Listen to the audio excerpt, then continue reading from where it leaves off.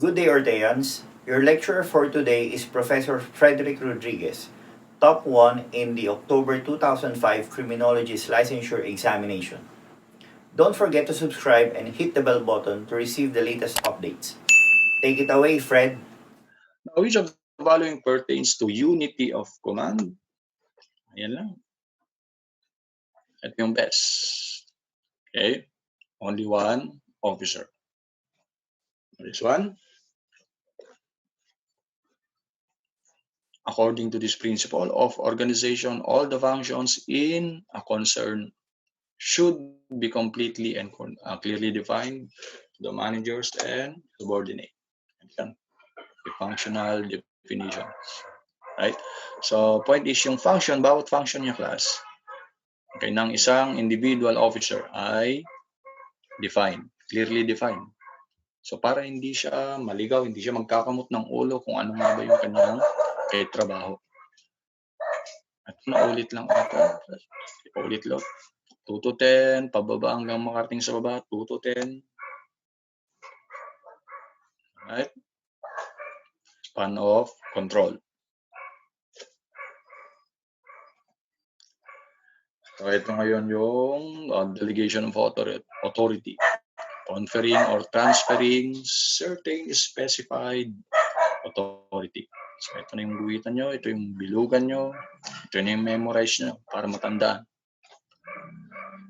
And along the way, we have this command responsibility class. So, ano yung sinasabi ng command responsibility? Dictates the immediate commanders shall be responsible for the effective supervision and control of their personnel. So, ano yung madalas na application neto? If you notice, class, kapag nababalitaan nyo may nangyaring kalokohan, let's say, gawin nating PNP members. Kasama sa natatanggal ay yung kanilang epe. Kasama sa natatanggal or nadidismiss ay yung kanilang team leader. So, yun yung application ng command responsibility. Kung ikaw ay isang team leader, kung ikaw ay isang hepe, pananagutan mo, yan, responsibilidad mo, ang supervision and control of personnel. So, kung nagpabaya ang iyong mga tao, parang ang assumption ng command responsibility, ikaw ay nagpabaya na din. Right? Na tinawag din tong Yamashita, Standard, and Medina. So, ito na lang, Yamashita. Si Yamashita class is the marshal, overall marshal ng Japanese Empire sa Pacific. So, kasamang Pilipinas dyan. So, lahat ng atrocities or kalupitan ng Japanese military laban sa nasakupan nila, ang binitay, ang pinarusahan si Yamashita. Kasi it is as if yung ginagawa ng kanyang mga opisyal ay parang pinabayaan lang nito. Responsibilidad nito. Ngayon, class, ang tandaan nyo is ito na lang, EO 226, siya yung nag-institutionalize ng doctrine of command responsibility in all government offices. Kasama na rito yung PNP. Okay? So, parang na-emphasize lang ng NAPOLCOM Memorandum Circular Number 95-03.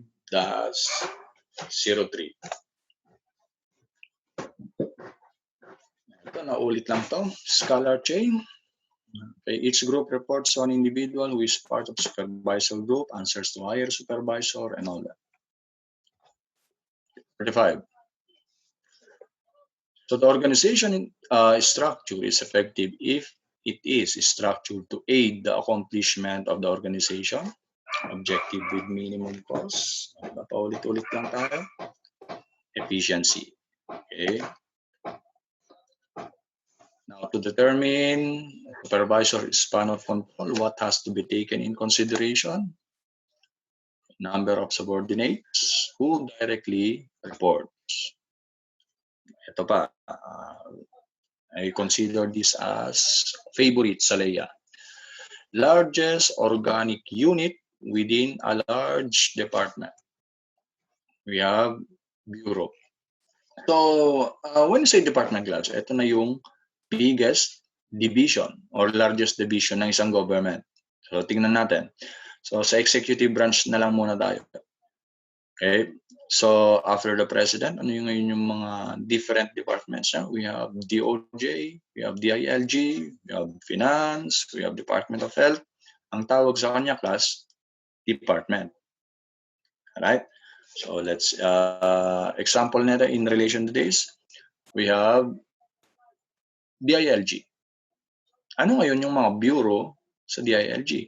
So, we have PNP, we have BGMP, we have PNP.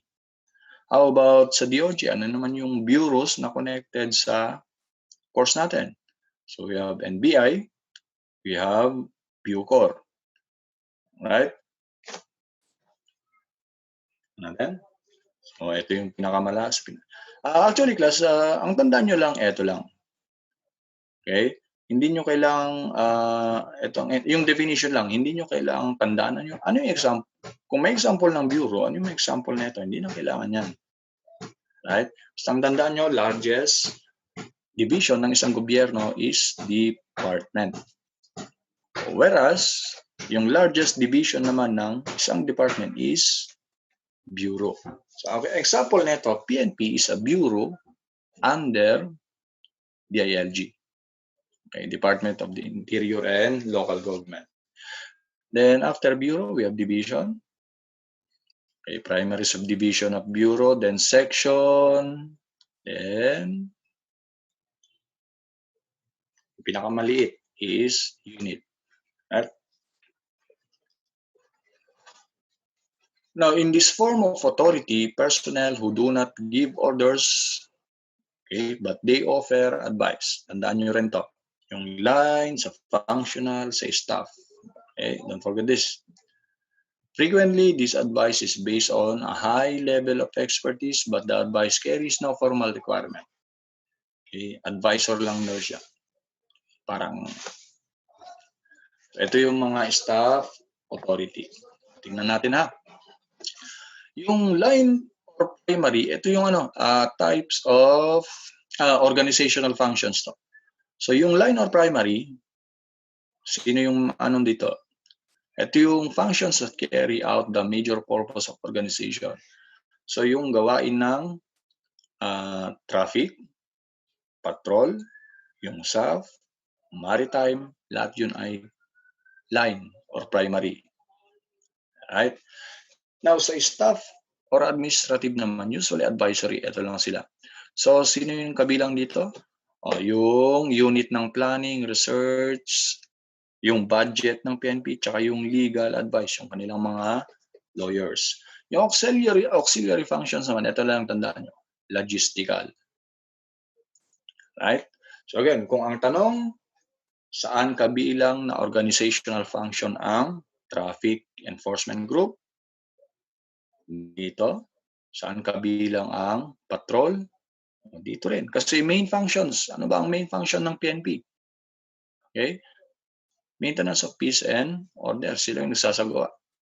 Kung naglagay naman members ng PNP o member unit ng PNP pero advisory, ito ay staff o administrative. Pag logistical, when you say logistic, yung sila yung namamahala ng supply ng PNP. We have auxiliary functions. Right? So, yun lang naman yung kanina. Parang summarize na yun. Ito. Okay, pareho lang yan. Right? Ano yung pagkakaiba ng ranking officer sa superior sa sworn officer? Tingnan natin. Which of the following is a superior officer? Superior. Ito lang naman, merong supervisory rank. Right? Supervisory responsibility. Right? Supervisory responsibility.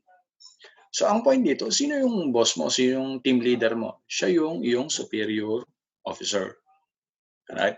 So, let's say kung member ka ng Calabarzon Police, sino yung superior officer mo? Is it the regional director of Calabarzon or NCRPO director?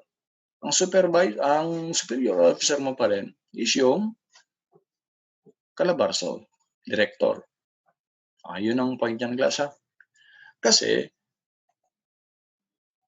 by the way, ito muna tayo. Ano naman yung sworn officer? Lahat ng member ng police class ay sworn officer. Bakit? Kaya nga nag-take out sila. Okay? And basic rule sa government service natin, hindi ka qualified na umupo or gawin ang function mo as a government officer hanggang hindi ka nag-take oath. Okay? Ganun din sa PNP. Yung ano naman, class, yung ranking officer, ito lang yun. Basta mas mataas ang ranggo niya kaysa sa'yo, ang tawag na dyan is ranking officer. But take note, hindi porke mas mataas ang ranggo sa'yo ay tinatawag mo na siyang superior officer. Magkaiba pa rin yan. Okay? And mas mataas ang ranggo, ranking officer. Kapag mas mataas na ang ranggo niya sa'yo, tapos meron pa siyang supervisory responsibility over sa'yo, may authority over sa'yo, ang tawag naman dyan is superior officer. Then, the nature of which the police officer is free from specific duty. Huwag mong tatawaging day off to, ha. Medyo hindi formal yung day off. You call it off duty. Sabi sabihin, parang walang duty or walang pasok. Parang pinaka-rest day niya. So, kabaliktaran niya, on duty. Siyempre.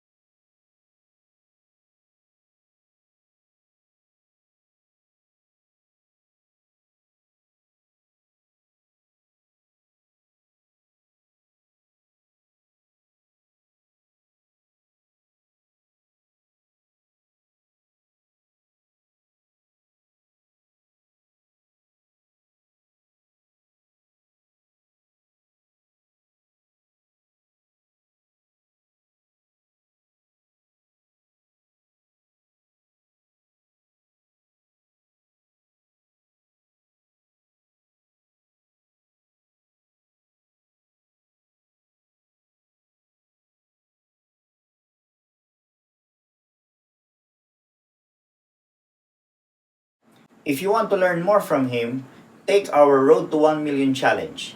If this channel hits 1 million subscribers, we will release the rest of his lectures. Or you can watch the rest of his lectures now by enrolling in Ortea Criminology Review. Just message us on our Facebook account for more details. See you soon, Orteans!